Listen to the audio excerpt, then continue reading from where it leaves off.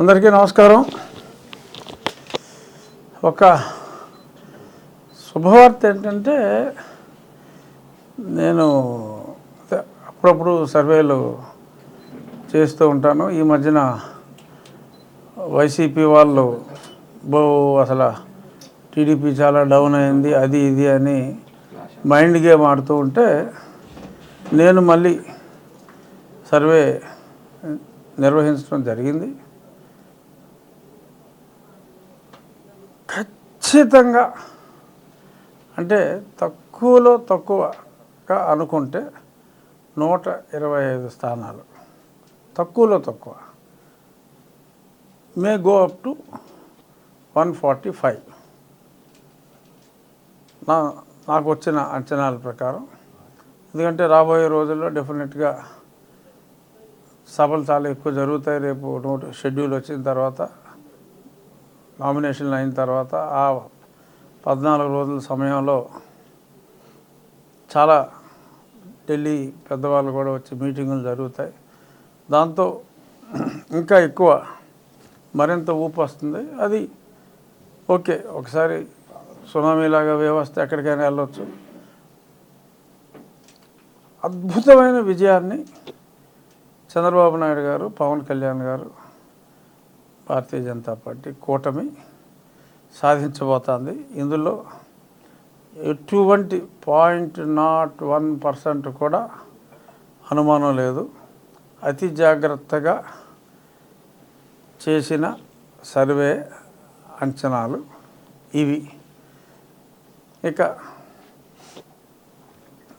మన రెగ్యులర్ రచ్చబండకి వస్తే, మరి ఆ కంటైనర్ దొరికింది మొన్న, డ్రగ్స్. అసలు దాని గురించి ఎవరో మాట్లాడతలేదండి. మీరేమైనా విన్నారా? ఎవరో మాట్లాడతారా? 2 రోజులకే చల్లబడిలా చేశారు. పేపర్లు రాయు, సిబిఐ వచ్చారన్నారు. వాళ్ళ ఇన్ఫర్మేషన్ ఎవరు? ప్రతిదానికి సిబిఐ అధికారి వస్తాడు, మామూలుగా ఏదో చెప్తూ ఉంటారు, అది ఇది ప్రోగ్రెస్ అంటారు. మరి ఇక్కడ ఎందుకు ఇలాగా అది చల్లబడిపోయింది అంటే మనకి అర్థమవుతుంది ఎంత దారుణంగా ఇక్కడ పరిపాలన ఉంది. ఆల్కహాల్లో కూడా ఇది క్రూడ్ ఫామ్లో డ్రగ్స్ తీసుకొచ్చి ఇక్కడ ఆల్కహాల్లో కలిపి జగనన్న మద్యంలో ఎంత చెత్త క్వాలిటీ అయినా సరే ఆ మద్యం జనం అదే పనిగా 200 అన్నా 250 రూపాయలన్నా రాత్రి 10 తర్వాత తాగుతున్నారు. అంటే ఒక రకమైన మత్తుకి అది అలవాటు చేస్తుంది.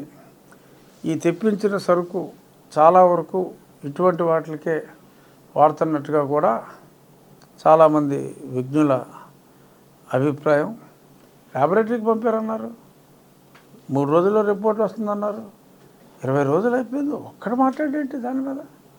సో ఆంధ్రప్రదేశ్ని డ్రగ్ ఆంధ్రప్రదేశ్గా, గంజాయి డ్రగ్స్ ఎక్కడ పడితే అక్కడ స్కూల్ పిల్లలకు కూడా అందే విధంగా ఇతను పరిపాలన చేస్తున్నాడు.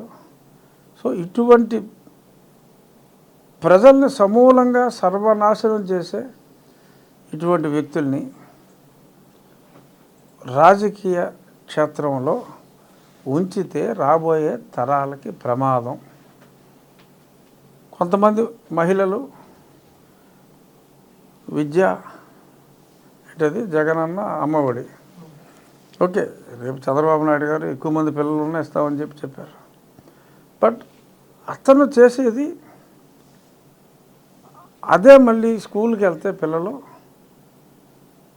ఐస్ క్రీమ్ బండోళ్ళకి కావచ్చు, ఇంకొకరికి కావచ్చు, ఇటువంటి డ్రగ్స్ కలుపుకొని వాళ్ళు అమ్ముకోవటానికి వీలుగా రాష్ట్రాన్ని, చాక్లెట్లో వాటిల్లో రాష్ట్రాన్ని నిర్వీర్యం చేసి అసలు భవిష్యత్తుని, అంటే ఇటువంటి వ్యక్తి ఇంకొకసారి ఎలక్ట్ అయితే ఒక తరం పనికి రాకుండా పోతారు. పిల్లల్ని డ్రగ్స్కి అలవాటు చేసి పిల్లల్ని ఆరోగ్యంతో ఆడుకుంటూ వాళ్ళు ఎందుకు పనికిరాని వాళ్ళు చేస్తారు చెప్పడానికి టోఫెల్ గీఫెల్ అంటాడు తప్ప వాళ్ళని పనికి రాకుండా ఈ డ్రగ్స్ వాళ్ళని అవుతున్నారు. ఆ డ్రగ్స్ ఛాయలున్న మద్యం తయారు చేసినందువల్ల ఎంతోమంది మగువలు వాళ్ళ మాంగళ్యానికి దూరం అవుతున్నారు. మీరు హాస్పిటల్లో చూస్తే ఈ కిడ్నీలు లివర్లు కొట్టేసిన వాళ్ళ సంఖ్య జగన్మోహన్ రెడ్డి స్పెషల్ మద్యం వచ్చిన తర్వాత ఎన్నో రెట్లు పెరిగిపోయింది. అంటే 20 సంవత్సరాలు కంటిన్యూస్గా ఎక్కువ మోతాదులో మద్యం తీసుకుంటే పోయే ఆరోగ్యం అతి తక్కువ కాలంలో ఈ జగనన్న మద్యం తీసుకుంటే జరుగుతుంది. ఎవడైనా సమాజ శ్రేయస్సు కోరుకుంటాడు. ప్రజల రక్త మాంసాలతో ఈ రకంగా డబ్బు సంపాదన కోసం ఆడుకుంటున్న ఇటువంటి వ్యక్తుల్ని దూరంగా ఉంచే ప్రయత్నంలోనే నేను రేపు నా ఎలక్షన్ క్యాంపెయిన్లోనే కాదు, రాష్ట్రం అంతా కూడా ఈ డ్రగ్ కేసు ఏమైంది అని హూ కిల్డ్ బాబాయ్ లాగా అప్పుడు తేలిపోయింది. ఇప్పుడు హూ కిల్డ్ బాబాయ్, who got drugs into AP అనేది ఒక ప్రధాన ప్రశ్నగా ఈ రోజు నుంచి ప్రజలందరూ కూడా ప్రశ్నించాలి. ఆ కేసు ఏమైంది అని చెప్పి సిబిఐని ప్రశ్నించాలి, రాష్ట్ర ప్రభుత్వాన్ని ప్రశ్నించాలి. ఎవడు తీసుకొచ్చాడు, ఎందుకు తీసుకొచ్చాడు, గతంలో ఏమి ఇన్వాయిస్లు వచ్చినాయి, అది ఎక్కడికి వెళ్ళింది అనేది కంపల్సరీగా ఈ రానున్న ఎన్నికల సమయంలో ఆ నిజ దోషులు ఎవరో కూడా కంపల్సరీగా తెలియవలసిన అవసరం ఉంది.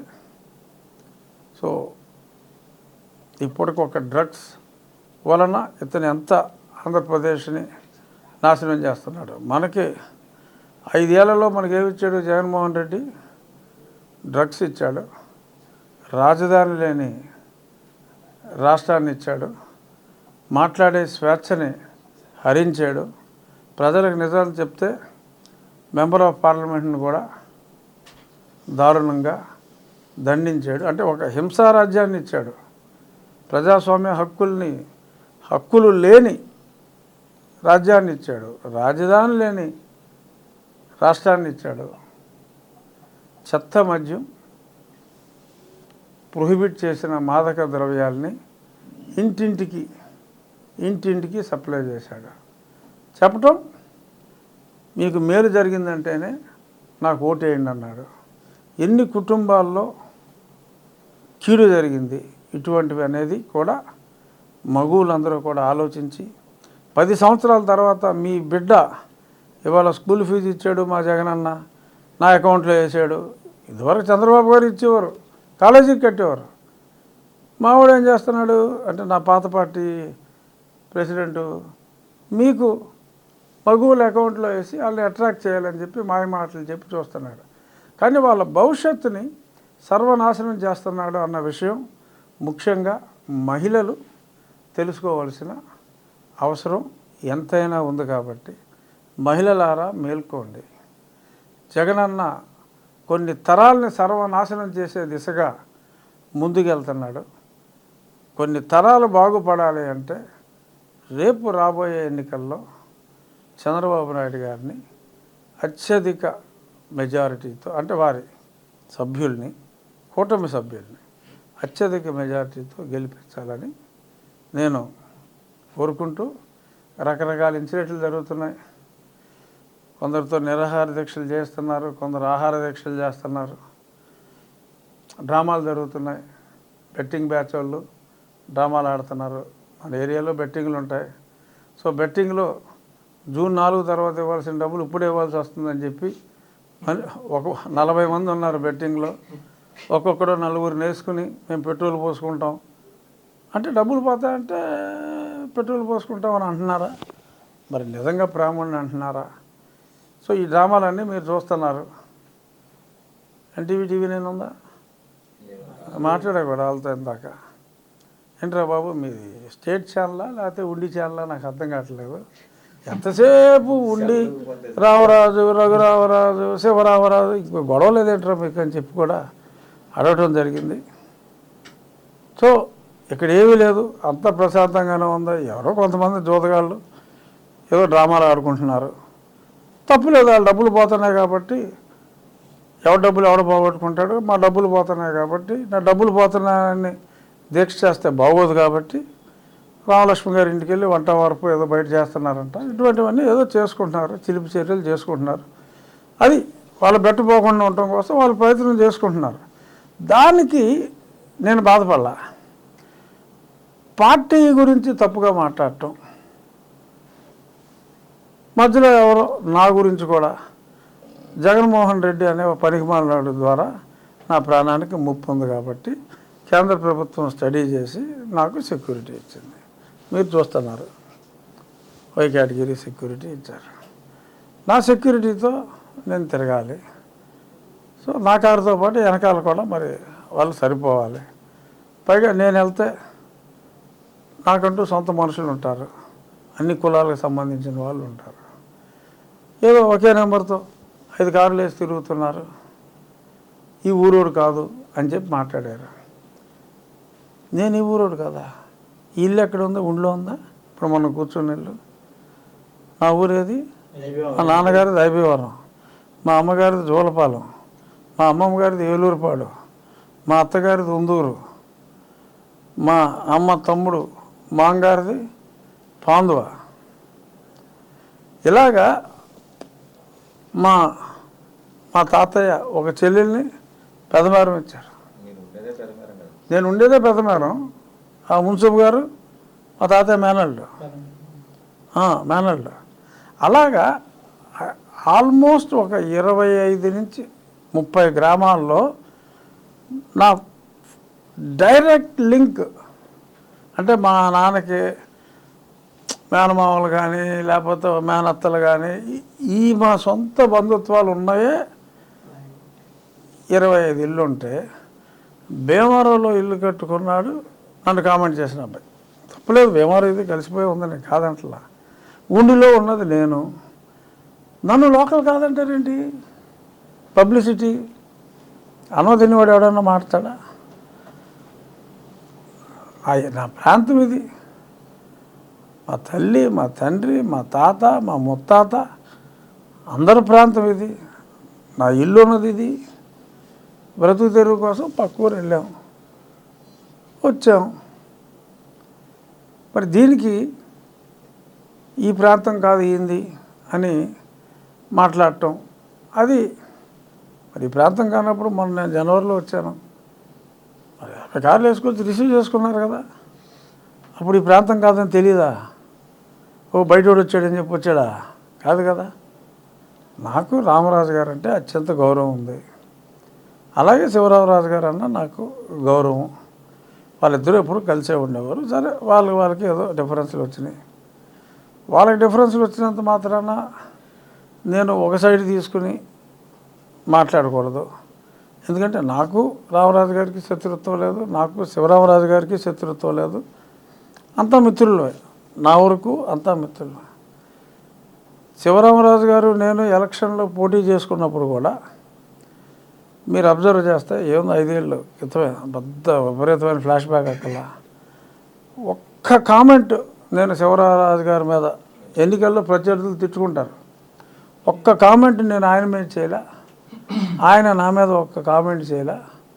ఆఖరికి కౌంటింగ్లో కూడా ఇక్కడ కలుసుకున్నప్పుడు ఇద్దరు హగ్ చేసుకున్నాం. ఓ పక్కన మా భవిష్యత్తు నిర్ణయించే కౌంటింగ్ జరుగుతూ ఉంటే శివరామరాజు గారు నేను కౌలించుకున్నాం పివిరాజు కాలేజీలో. అంత అన్యోన్యంగా ఉన్నాం. తర్వాత నేను నెగ్గిన వెంటనే ఫస్ట్ నన్ను అభినందించింది శివరామరాజు గారు. ఫస్ట్ నన్ను అభినందించారు ఆయన. సో మంచి రిలేషను. ఇప్పుడు రాజకీయంలో అసలు ప్రత్యర్థులుగా పోటీ పడుతూ ఉంటేనే నేను అవతల వ్యక్తి గురించి మాట్లాడను, అవతల వ్యక్తి గురించి నా గురించి మాట్లాడాల. ఇప్పుడు జరిగింది ఏంటి? నేను తెలుగుదేశం పార్టీలో జాయిన్ అయ్యాను. చంద్రబాబు నాయుడు గారు ఇవాళ చెప్పారు కూడా అక్కడ అమలాపురంలో, రాష్ట్ర వ్యాప్తంగా ప్రజల కోరిక రఘురామకృష్ణరాజు పోటీ చేయాలి, లేదంటే మంచి మెసేజ్ వెళ్ళదు. నేను బీజేపీ నుంచి ఎవరో ఒక ముగ్గురు వస్తున్నారు, వారితో సమావేశం ఉంది. ఒకవేళ ఆ సమావేశం అనంతరం ఎంపీగా కుదిరితే కుదురుతుంది, లేదు అంటే రామరాజు గారిని సముచిత స్థానం ఇచ్చి గౌరవించుకునే బాధ్యత నాది అని చెప్పి అన్నట్టుగా నిరంతరం రామరాజు గారు తుమ్మినా దగ్గర రామరాజు తుమ్మాడు, రామరాజు కోపం వచ్చిందని రాసే ఎన్టీవీ, TV9లో స్క్రోలింగ్ వచ్చింది. అది చదివి చెప్తున్నా నేను, ఆ స్క్రోలింగ్ చదివి చెప్తున్నా చంద్రబాబు నాయుడు గారు ఇలా అన్నారని. అప్పుడు మీడియా వాళ్ళు ఉండుండకపోవచ్చు, బహుశా ఈయనే చెప్పుండొచ్చు, రామరాజు గారే చెప్పుండొచ్చు. సో వచ్చింది. నేను ముందు నుంచి కూడా మీకు ఎప్పుడు నేను ఉండి ఎమ్మెల్యేగా నేను పోటీ చేస్తానని చెప్పలే. ఎంపీ ఆర్ ఎమ్మెల్యే నేనైతే పోటీ చేస్తాను, చట్టసభల్లో ఉంటాను అనే చెప్పాను తప్ప నేను ఎప్పుడు కూడా రామరాజు గారి గురించి ఇప్పుడు నేను లోకల్ కాదు అంటే నా ఊరి పేర్లు వరుసగా చెప్పుకోవాల్సి వచ్చింది తప్ప మా తల్లిగారు ఊరు, తండ్రి గారు ఊరు, తాతగారు ఊరు, ముత్తాత ఊరు అన్నీ, లేకపోతే నాకు చెప్పవలసిన అవసరం లేదు. ఎప్పుడూ కూడా రామరాజు గారి గురించి నేను పల్లెత్తి మాట మాట్లాడలా. నేను లోకల్ కాదు అని ఆయన అంటే కాదు అని TV9, NTV అదే పనిగా ఇంత పెద్ద ఆంధ్ర రాష్ట్రంలో ఒక ఉండి మీదే వాళ్ళు ఫోకస్ చేస్తూ మాట్లాడుతూ ఉంటే ఈ క్లారిఫికేషన్ ఇవ్వాల్సిన బాధ్యత, ఎందుకంటే బయట చూసే వాళ్ళకి ఓహో లోకల్ కాకుండా ఎందుకు వెళ్ళాడు అని అనుకుంటారేమో. ఇక్కడ వాళ్ళకి తెలుసు, మీ అందరికీ తెలుసు, మా పుట్టుపూర్వోత్తరాలు తెలుసు. అందుకని ఓవరాల్గా ఒక క్లారిఫికేషన్ ఇస్తే ఇది నా సొంత ఊరురా, పైగా నేను నా సొంత కాన్స్టిట్యున్సీలోనే ఉంటున్నాను, ఎమ్మెల్యే గారు భీమవరంలో ఉంటున్నారు, నేను ఉండిలోనే ఉంటున్నాను. ఆయన ఏమన్నా రేపు రెండు మార్చుకుంటే మార్చుకోవచ్చు, పర్వాలేదు. బట్ ఈ నిజం చెప్పాలి అనేది నా కోరిక. ఇంకేయో చాలా మార్పులు జరుగుతున్నాయి అంటున్నారు. నేను ఒకవేళ ఎమ్మెల్యే అయిపోతే ఇంకెవరినో ఒక వీరాది వీరుణ్ణి, శ్రీరంగనాథుడిని తీసుకొస్తారని చెప్పి కూడా వినపడుతున్నాయి. అది ప్రచారం కాదనుకుంటా, ఇంకొంచెం అడ్వాన్స్ స్టేజ్లో ఉన్నట్టుంది మరి అని అంటున్నారు. సో దాని మీద మీకున్న సమాచారం ఏంటి చెప్తే మనం వ్యూస్ ఎక్స్చేంజ్ చేసుకుందాం. ఇంక సగం మంది మీడియా వాళ్ళు అటు ఉన్నారు కదా, స్లోగా వాళ్ళు ఇటు వస్తారు, పక్క ఫీడ్బ్యాక్ వస్తుంది. మిథున్ రెడ్డి గారు ఉన్నారంట. సో ఏంటి మీ ఇన్ఫర్మేషన్ ఏంటి, మీ ప్రశ్నలు ఏమైనా ఉన్నాయా? నరసాపురం అనేది ఉండే అనేది ఇంకా క్లారిటీ ఇవ్వలేదు సార్ దాని గురించి. అంటే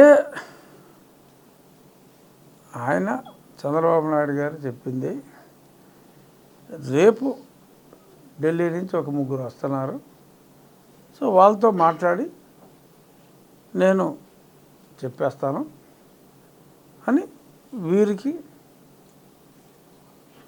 ఈయన ఎమ్మెల్యేగా లేనప్పుడు వారికి న్యాయం చేస్తాను, పోటీలో రఘురామరాజు ఉండాలి, ఇది ప్రజల ఆకాంక్ష, అతను జగన్మోహన్ రెడ్డి బాధితుడు, జగన్మోహన్ రెడ్డి మీద ఎన్నో సంవత్సరాలుగా పోరాడుతున్నాడు. సో ప్రజలు ఆయన్ని ఉండిలో జోదగాళ్ళు ఈయనే ఉండాలని కోరుకోవచ్చు. రాష్ట్రంలో కనీసం 2.5 కోట్లు నేను ప్రజాక్షేత్రంలో ఉండాలని కోరుకుంటున్నారు. సో కాబట్టి 40 మంది గ్యాంబ్లర్ల కోరిక, కనీసం 2.5 కోట్ల ప్రజల కోరిక అనేది చంద్రబాబు నాయుడు గారికి ఒక ప్రయారిటీ ఉంటుంది.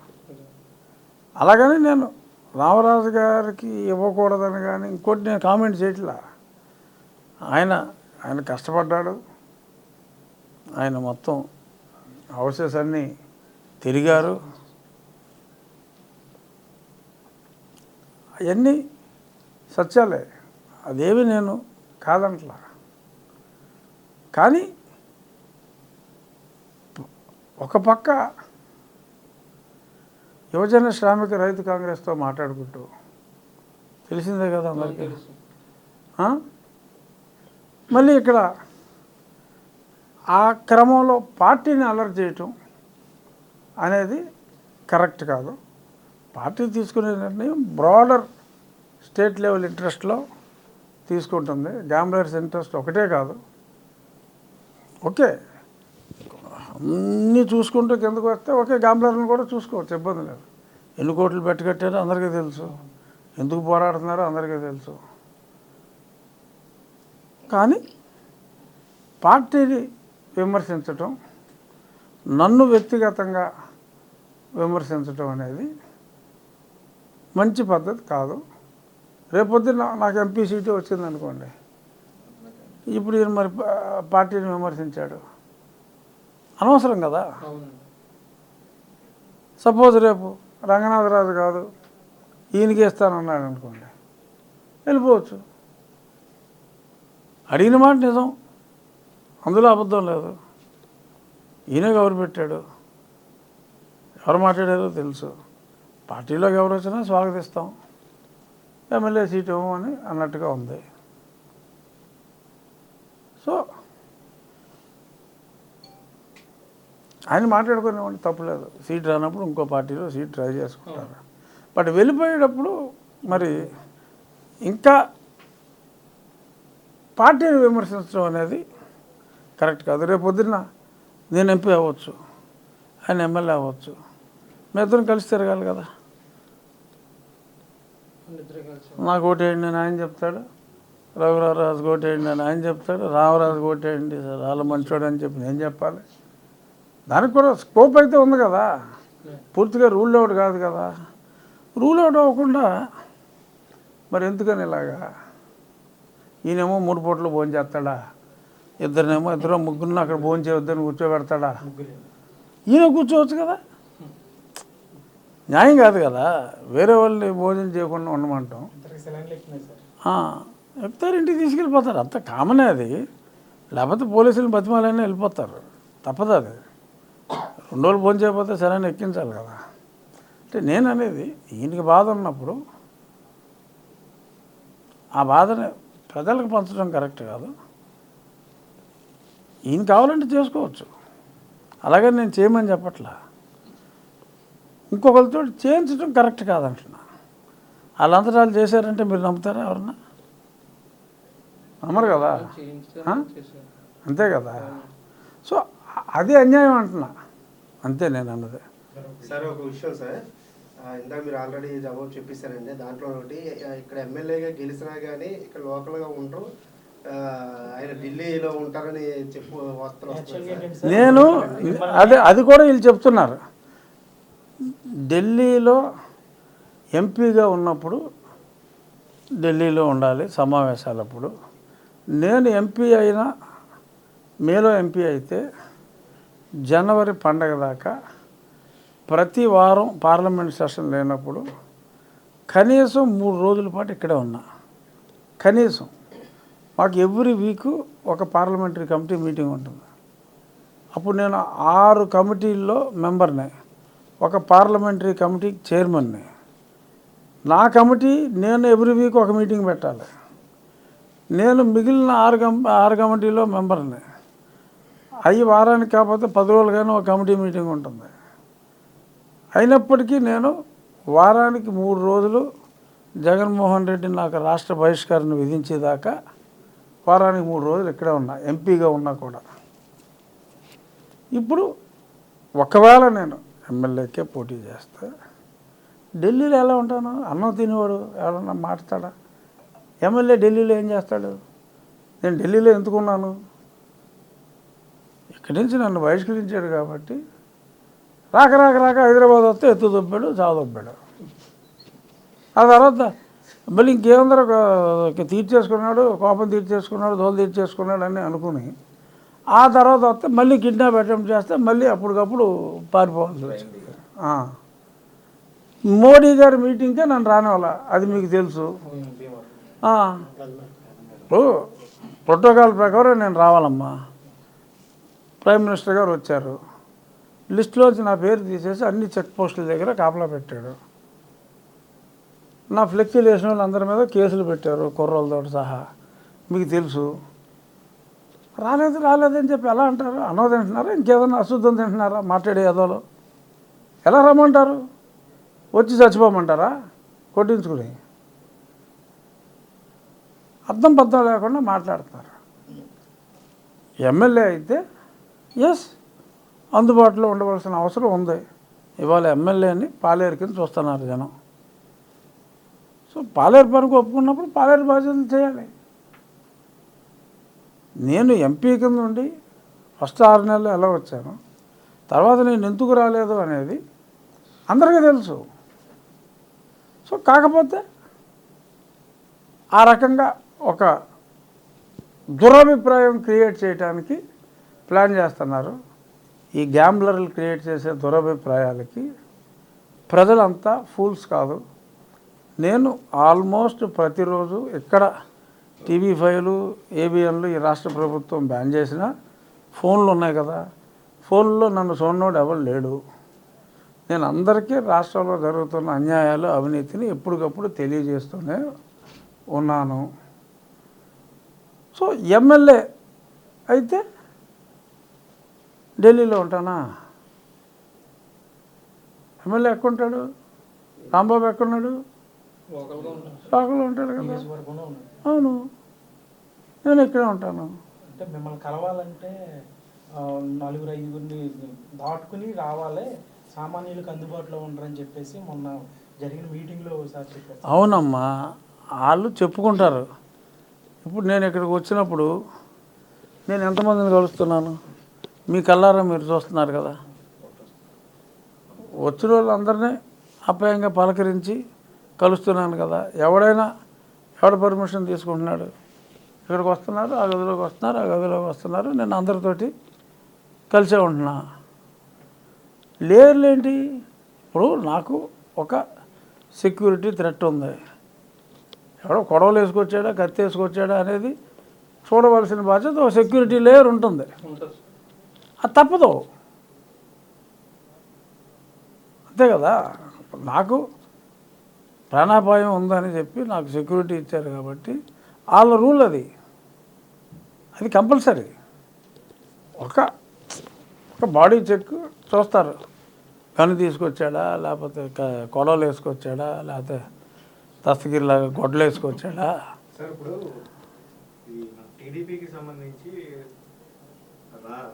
గ్రామ పార్టీ అధ్యక్షులు, మన మండల పార్టీ అధ్యక్షులు 3 రిజైన్ చేశారు సార్. వారి మీద ఏమన్నా పైకి వాళ్ళ దృష్టికి ఏమైనా వెళ్ళిందంటారా? చంద్రబాబు నాయుడు గారి దృష్టికి కానీ నారా లోకేష్ ఇప్పుడు అంటే వాళ్ళని ఏమైనా కొనసాగిస్తారా, రాజీనామాని ఆమోదిస్తారా? రాజీనామాలు వాళ్ళే విత్డ్రా చేసుకుంటారు. ఇప్పుడు ఓకే, రాజీనామా చేశారు. రేపు నేను ఎంపీ అయ్యాను, రామరాజు ఎమ్మెల్యే అయ్యాడు. ఏం చేస్తారు అప్పుడు? అదే అవుద్ది. నేను వచ్చినా అదే అవుద్ది. ఎవరు సహకరిస్తారు? ఎవరు సహకరిస్తారు? మీరు ఒకవేళ ఎమ్మెల్యేగా పోటీ చేస్తే వాళ్ళు కొనసాగిస్తారా, లేదంటే కనుక వాళ్ళే కొనసాగుతారు. కొత్త వాళ్ళు ఎందుకు? అంటే ఆయనకి సపోర్ట్ చేశారు కదా అని చెప్పి. అబ్బే, రామరాజే నాతో తిరుగుతాడు. నేను ఎంపీ అయితే నేను రామరాజుతో తిరుగుతా. దానికే ఉంది ఇందులో. అసలు అది డిస్కషనే రాదు. ఇప్పుడు వాళ్ళు సంతకం ఎందుకు పెట్టాల్సి వచ్చింది? రామరాజు గారు వాళ్ళని నామినేట్ చేసి ఉండొచ్చు, లేకపోతే దాని ముందు శివరామరాజు గారు నామినేట్ చేసి ఉండొచ్చు. ఈయన పిలిచి సంతకం పెట్టండి అని అడిగితేనే సంతకం పెట్టారు తప్ప వాళ్ళంతటా వాళ్ళు వచ్చి సంతకం పెట్టాలి. ఇలా ఫార్మాట్ తయారు చేశారు. నాకు ఎప్పటికప్పుడు ఏముంది ఇంట్లో ఏం జరిగింది ఇక్కడ తెలియదా? సో సంతకం పెట్టిన వాళ్ళు కూడా నాకు వచ్చి చెప్పారు, సార్ అడిగినప్పుడు పెట్టాము సార్, రేపొద్దున్న ఒకవేళ మీరు ఎంపీ అయిపోయారు అనుకోండి, మరి ఈయన ఎమ్మెల్యే కింద ఉన్నాడు అనుకోండి, మళ్ళీ మమ్మల్ని రాసిరాం పని పెట్టేస్తాడు. నేను అడిగితే సంతకం పెట్టలేదు, నేను అడిగితే సంతకం పెట్టలేదు అంటాడు. సో అందుకని చెప్పి పెట్టామండి, మీకు సీట్ ఇస్తే వెంటనే వచ్చేస్తామండి, మాకు పార్టీ ముఖ్యం అండి. అలాగే అట్లీస్ట్ 80% చెప్పారు. సో తెలుగుదేశమే cadre based party. So cadre పార్టీకి లాయల్గా ఉంటుంది, పార్టీ క్యాడర్కి లాయల్గా ఉంటుంది. ఒక వ్యక్తిగతంగా రఘురామకృష్ణరాజుకో లేకపోతే రామరాజుకో శివరామరాజుకో లాయల్టీస్ ఉండవు. మెజారిటీ నేను చెప్పేది ఒక 10% ఉంటారు. మెజారిటీ లాయల్టీ పార్టీకే ఉంటుంది, పార్టీ నాయకుడికి ఉంటుంది. సో కాబట్టి అన్లెస్ వాళ్ళంతటా వాళ్ళు నేను యాక్సెప్ట్ చేయకపోయినా చేయాల్సిందే అని చెప్పి మళ్ళీ నిరాహార దీక్షలు చేశారనుకో, నాది యాక్సెప్ట్ చేయడం కోసం మళ్ళీ చలాన్లు ఇచ్చేదాకా ఎందుకు బాబు యాక్సెప్ట్ చేశాను రా బాబు అని చెప్పొచ్చు. అంతే తప్ప కార్యకర్తలే ఇంపార్టెంట్ ఈ పార్టీకి. సో రామరాజు గారు ఎమ్మెల్యే అయితే నేను ఆయనకి తిరుగుతాను, నేను ఎమ్మెల్యే అయితే రామరాజు గారు కూడా నాతోటే తిరుగుతారు. ఏదో పాప ఆయన కడుపు పండింది, ఏదో 4 మాటలు అనేసాడు, ఏముంది మనసులో ఏం పెట్టుకుంటాం, ఏదో అనేసానులేండి సారీ అన్నాడు అనుకోండి సంతోషం, అనలేదనుకోండి ఏదో మనమే సర్దుకుంటాం.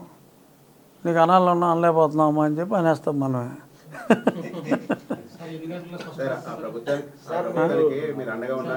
మీరు ఉండి నియోజకవర్గం నుంచి పోటీ చేస్తున్నారనేసి ఇప్పుడు ఉండి వైఎస్ఆర్సీపీ ఇన్ఛార్జిని మారుస్తున్నారు సార్. అది ఇందాకే నాకు 1.5 గంట క్రితం తెలిసింది. సో రంగనాథరాజు గారిని అడుగుతున్నారట. అది నాకు మరింత సంతోషాన్ని ఇచ్చే వార్త. ఎందుకంటే నరసింహ పోటీ చేస్తే చెప్తున్నా, నేను పోటీ చేస్తేనే ఆయన వస్తాడు, అంతే కదా వార్త. రామరాజు మీద అయితే అంత ఉద్దండు రావాల్సిన అవసరం లేదనే కదా దీన్ని బట్టి అర్థమైంది. అంటే ఏంటి, నేను బెటర్ క్యాండిడేట్ అనే కదా. అంటే వాళ్ళ దృష్టిలో, ప్రజల దృష్టిలో కాదు. రామరాజు గారు 6-2 పొడుగుంటాడు, గొప్పోడు, నేనేం కాదంటలా. వైసీపీ దృష్టిలో చెప్తున్నా, వైసీపీ దృష్టిలో నేను క్యాండిడేట్ అయితే బాగా స్ట్రాంగ్ క్యాండిడేట్ని పెట్టాలి, మాజీ మంత్రి అని చెప్పి మీరే అన్నారు. ఇప్పుడు మీరంటేనే కదా నేను సమాధానం చెప్పేది. ఏమో ఆయన వస్తే లేదు సార్. ఇప్పుడు ఆయన ఒప్పుకోలేదా? మిథున్ రెడ్డి గారు సీట్లు ఏం మార్చో నా రీజనల్ సీట్లు అయితే మార్చే పరిస్థితి చెప్పేశారా? ఇప్పుడున్న సీట్లో కొనసాగుతుంది క్లియర్గా చెప్పారు. ఓకే, అదే ఆయన ఒప్పుకోలేదు నాకు తెలిసి. సీట్లు అయితే ఏం మార్చట్లేదు, 3 సీట్లు మారుస్తున్నారు ఏంటని అడిగామండి మేము. అడిగితే సీట్లు అయితే ఏం మార్చట్లేదు, నా రీజన్లో అయితే ఎటువంటి సీటు మార్చట్లేదు. ఒకవేళ ఎవరైనా క్యాండిడేట్ వెనక్కి తగ్గితే మాత్రం అక్కడ మేము ఆల్టర్నేట్ ఆలోచిస్తాం. అంటే తగ్గిస్తారన్నమాట, క్యాండిడేట్ని వెనక్కి తగ్గేలా చేస్తారమ్మా, చేస్తారమ్మా.